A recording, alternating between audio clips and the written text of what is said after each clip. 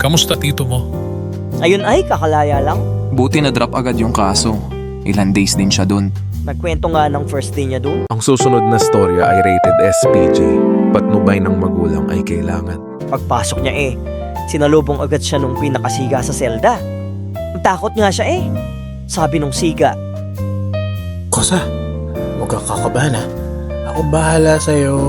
Sabi ng tito ko ay, Salamat po. Hindi ka malulungkot dito. Nakita mo yung butas na yan?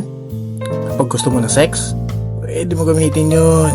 sabi ng tito ko ay, Talaga po. Sige, subukan mo. Sige. sinubukan ng tito ko ay, Ang sarap, parang totoo. Okay naman pala siya dun ay ayun na nga.